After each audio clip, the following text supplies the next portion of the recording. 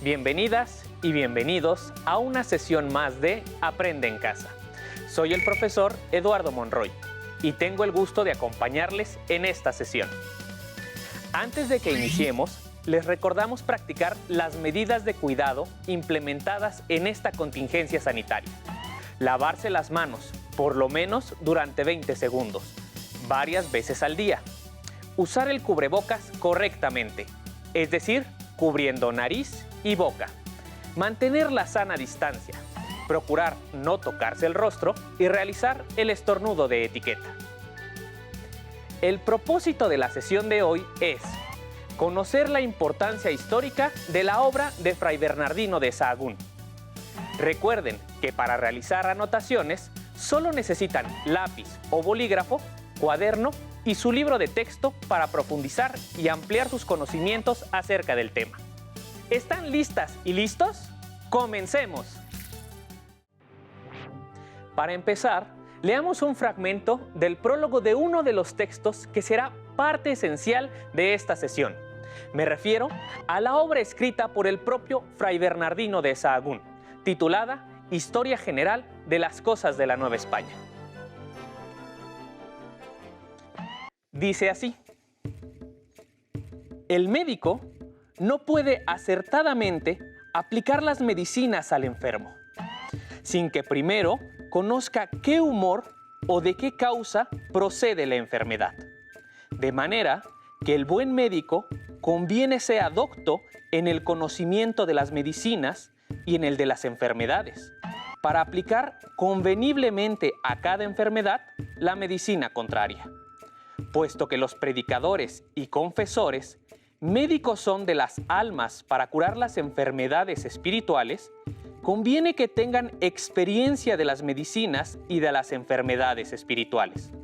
El predicador de los vicios de la República, para enderezar contra ellos su doctrina, y el confesor, para saber preguntar lo que conviene y saber entender lo que dijeren tocante a su oficio. Conviene mucho sepan lo necesario para ejercitar sus oficios, ni conviene se descuiden los ministros de esta conversión. Con decir que entre esta gente no hay más pecado de borracheras, hurtos y carnalidad. Pues otros muchos pecados hay, entre ellos muy más graves, y que tienen gran necesidad de remedio. Los pecados de la idolatría y ritos idolátricos, y supersticiones idolátricas y agüeros, y abusiones y ceremonias idolátricas, no son aún perdidas del todo. Para predicar contra estas cosas, y aún para saber si las hay, es menester saber cómo las usaban en tiempos de su idolatría, que por falta de no saber esto, en nuestra presencia hacen muchas cosas idolátricas sin que lo entendamos, y dicen algunos excusándolos, que son boberías o niñerías, por ignorar la raíz de donde salen, que es mera idolatría, y los confesores ni se las preguntan, ni piensan que hay tal cosa, ni sabe el lenguaje para preguntárselos, ni aún los entenderán aunque se lo digan. Yo, Fray Bernardino de Sahagún, fraile profeso del orden de nuestro Santo Padre San Francisco de la Observancia, natural de la villa de Sahagún en Campos, por mandado del muy reverendo Padre Fray Francisco Toral, provincial de esta provincia del Santo Evangelio, y después obispo de Campeche y Yucatán, escribí 12 libros de las cosas divinas, o por mejor decir, idolátricas y humanas y naturales de esta Nueva España. De lo que fueron los tiempos pasados, vemos por experiencia ahora que son hábiles para todas las artes mecánicas y las ejercitan. Son también hábiles para aprender todas las artes liberales y la santa teología, pues no son menos hábiles para nuestro cristianismo si de él debidamente fueran cultivados. Hasta aquí la lectura. Recordarán que en sesiones anteriores se abordó el tema de la evangelización de los indígenas que llevaron a cabo los religiosos españoles en los años posteriores a la conquista de México Tenochtitlan. Una parte importante de esta evangelización implicó la destrucción de los templos, esculturas, códices, ritos y el combate generalizado a las creencias de los pueblos mesoamericanos, las cuales fueron catalogadas como obras del demonio, con lo que se justificaba su erradicación. Sin embargo, como también recordarán, para mediados del siglo XVI todavía sobrevivían muchos elementos de las religiones y costumbres prehispánicas. La mayoría de las veces esto sucedió gracias al desconocimiento que de ellas tenían los europeos. Frente a esta situación, pronto comenzaron a aparecer propuestas que sostenían la importancia de conocer el pasado indígena a profundidad, para con ello poder realizar una mejor evangelización y también poder gobernar de mejor manera a los indígenas. Fue por esto por lo que a lo largo del siglo XVI, algunos religiosos se dieron a la tarea de escribir libros sobre la cultura y tradiciones de los indígenas en los tiempos anteriores a la conquista, siendo el más famoso de ellos Fray Bernardino de Sahagún. Sobre estos esfuerzos versará la sesión de hoy, en la cual buscaremos responder a las siguientes preguntas. ¿Cuál fue el papel de los religiosos cristianos en la conservación de la memoria indígena? ¿Cuál es el valor de la obra de Fray Bernardino de Sahagún? Comencemos por la obra más importante de este periodo y de la cual leímos el prólogo al principio de la sesión, la Historia General de las Cosas de la Nueva España, escrita por Bernardino de Sahagún. La historia comienza en el año de 1499, año en el que nació en España Bernardino. Se sabe que acudió a la Universidad de Salamanca, formándose en un ambiente humanista y que fue en esas tierras donde se convirtió en fraile. En el año de 1529, emprendió el viaje a la Nueva España con la misión de participar en la evangelización. Este viaje lo marcaría mucho, puesto que en el mismo barco iban unos nobles nahuas que regresaban de una breve estancia en España. Es posible imaginar a un joven Fray Bernardino de Sahagún aprendiendo sus primeras palabras nahuas en el barco con aquellos nobles.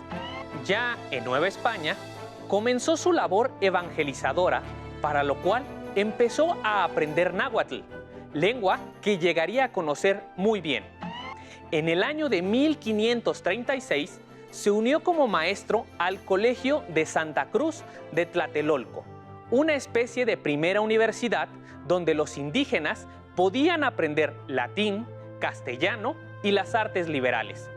Estos alumnos indígenas serían fundamentales para su obra posterior.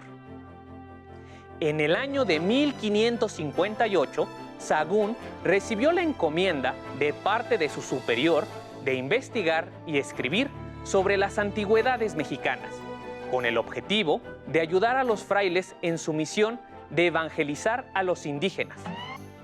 Todo empezó en el convento de Tepeapulco, en el actual estado de Hidalgo, en donde reunió entre 10 y 12 ancianos de la localidad que habían sido elegidos por su comunidad y que eran acreditados como gente conocedora de todo lo relacionado con la cultura indígena anterior a la conquista.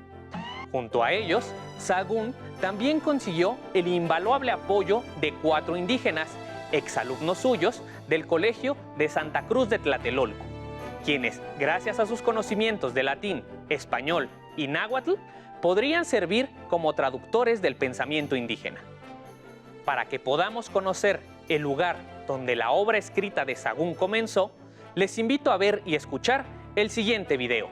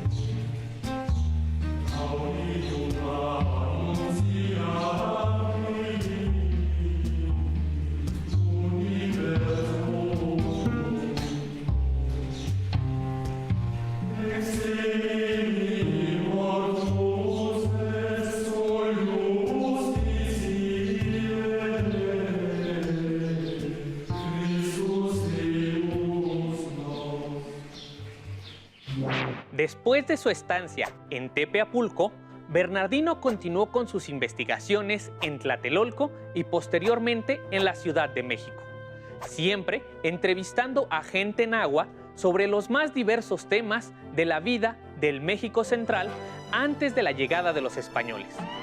Gracias a todas sus investigaciones, las cuales duraron varios años, Fray Bernardino de Sahagún fue escribiendo varias versiones hasta que, entre los años de 1575 y 1577, terminó la versión más completa de todas, el conocido como Códice Florentino.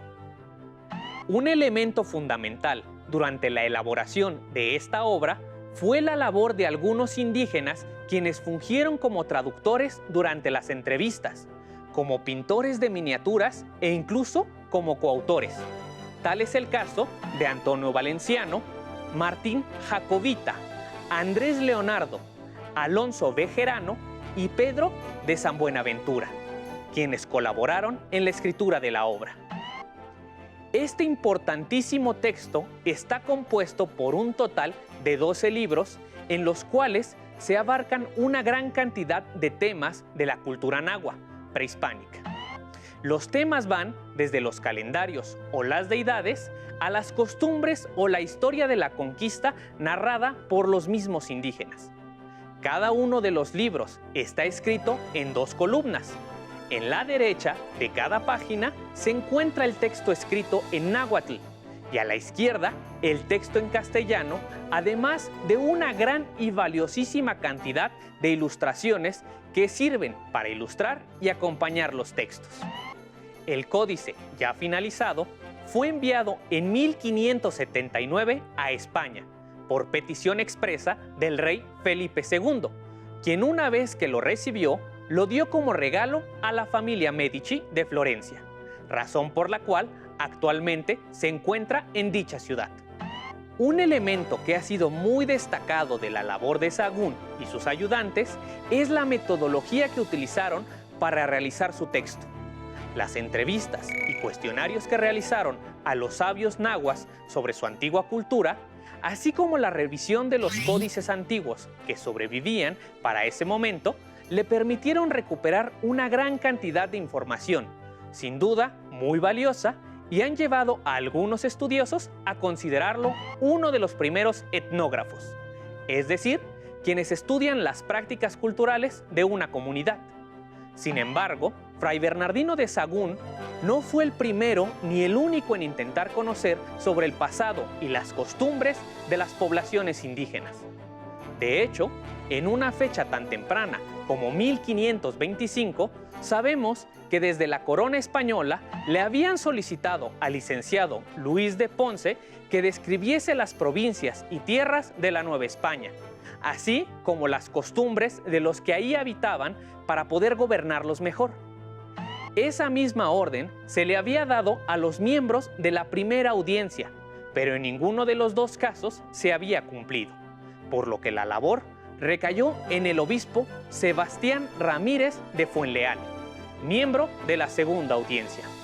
Él puso manos a la obra y pronto comenzó a recabar información al respecto. Si bien es posible que una primera parte de su información la recibiera de españoles llegados a tierras novohispanas en años anteriores a él, también se sabe que recurrió a informantes indígenas, a los cuales les pidió que le contaran sobre sus formas de gobierno o la división política existente. El interés no terminó ahí, y en 1533 el mismo Fuenleal le pidió a Fray Andrés de Olmos que estudiase las antigüedades mexicanas, es decir, las tradiciones, costumbres y creencias de los indígenas, en especial de los habitantes de Tenochtitlan, Texcoco y Tlaxcala. La elección de Fray Andrés no fue fortuita, puesto que en su época él era reconocido como un destacado conocedor de las lenguas indígenas, pues hablaba no solo el náhuatl, también conocía el otomí, el huasteco y el totonaco. Su conocimiento de las lenguas indígenas lo hacía alguien ideal para realizar dicha investigación, pudiendo preguntar a los mismos indígenas sin necesidad de traductores. Para su labor, utilizó un método similar al que años después utilizaría Sahagún. Desafortunadamente, su obra sobre las antigüedades mexicanas no llegó hasta nosotros, pero sí llegó hasta el presente su recopilación de preceptos o discursos morales indígenas antiguos, conocidos como Huehuetlatoli, o su arte de la lengua mexicana, la primera gramática del náhuatl. En la misma línea que lo hecho por Fuenleal y de Olmos, podemos encontrar la labor de Fray Toribio de Benavente, mejor conocido como Motolinia, quien escribió entre 1536 y 1541 un texto sobre la historia de Tlaxcala, de la que, desafortunadamente, solo conocemos algunos fragmentos. También podemos mencionar lo realizado por el religioso Jerónimo de Alcalá, quien se cree que fue el escritor de la Relación de Michoacán, en la cual podemos encontrar valiosa información sobre la vida de los purépechas antes de la conquista, o lo realizado por algunos nobles indígenas como Fernando de Alba Iztlilxóchitl o Hernando de Alvarado Tezosomoc, quienes escribieron sendas obras sobre el pasado de sus pueblos. Por último, podríamos mencionar al dominico Fray Diego Durán, quien en 1580, y siguiendo los pasos de todos los que hasta ahora hemos mencionado, se propuso escribir el libro Historia de las Indias de la Nueva España e Islas y Tierra de Fuego, el cual compuso basándose en los códices antiguos que sobrevivían y los relatos que le contaron los ancianos sobre el mundo prehispánico durante su labor evangelizadora. Sobre su labor, el Diccionario Biográfico Electrónico de la Real Academia de la Historia dice: supo emplear las informaciones verbales que extrajo de indígenas ancianos y de personajes que intervinieron en la conquista. Asimismo, acudió a diferentes y variados relatos, tanto en lengua española como en náhuatl, que corrían de forma abundante en esos años, y entre ellos destacaba los códices, muchos de ellos celosamente guardados. Durán solicitaba los originales a los indios y junto a ellos interpretaba sus contenidos. Las obras de religiosos como Fray Diego de Durán, Fray Toribio de Motolinia o Fray Bernardino de Sahagún se sumaron a las de otros autores que por su labor han sido llamados cronistas de Indias. Veamos y escuchemos el siguiente video para conocer más al respecto.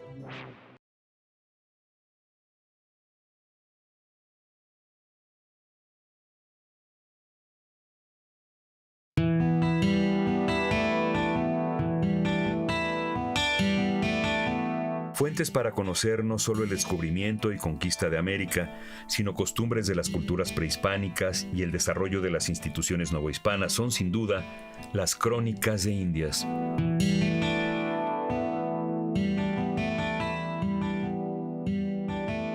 A los autores interesados en recopilar e interpretar los datos de la naturaleza y de las culturas de América, de la colonización y evangelización, se les llamó cronistas. De estos cronistas se pueden distinguir los que estuvieron en el descubrimiento y conquista del Nuevo Mundo, soldados, religiosos y funcionarios que desempeñaron cargos en la administración de la colonia y que escribieron de sus experiencias y observaciones personales, incluidos indígenas y mestizos. Y los que elaboraron sus obras reuniendo la información a través de las noticias de otros.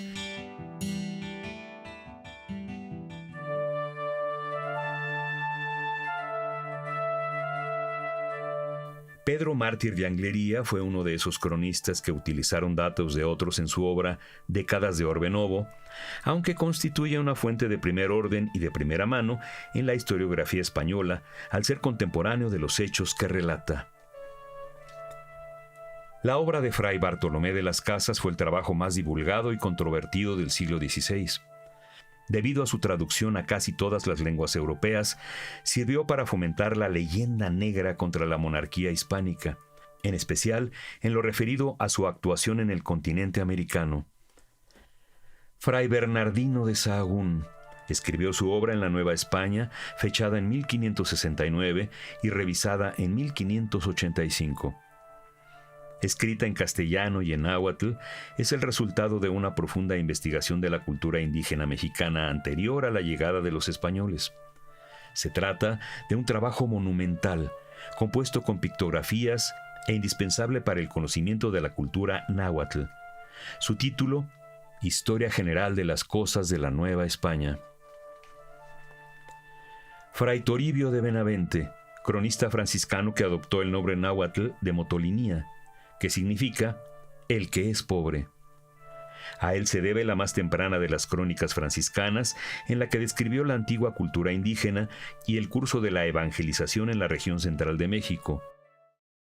Francisco López de Gómara, 1511-1566. Escribió La historia de las Indias y la conquista de México. Sacerdote e historiador que utilizó casi como fuente exclusiva las cartas de relación del propio Hernán Cortés. Diego de Landa, religioso franciscano y cronista. Su obra, Relación de las Cosas de Yucatán, es fuente indispensable para el conocimiento de la cultura y de la escritura maya. Fernando Alvarado Tezosomoc, cronista indígena mexicano, nieto de Moctezuma II. Fue intérprete de náhuatl en la Real Audiencia de la Nueva España. Autor de Crónica Mexicana y Crónica Mexicayotl, que fue escrita en lengua náhuatl. Comprende una genealogía de la nobleza tenochca, testimonios de ancianos indígenas que permiten recoger una visión de la vida cotidiana en el México anterior a la conquista, además de relatos relacionados con Tenochtitlan que pueden entenderse como mitos fundacionales. Fernando de Alba Ixtlilxóchitl, autor de Sumaria relación de todas las cosas que han sucedido en la Nueva España y de muchas cosas que los toltecas alcanzaron, Historia Chichimeca.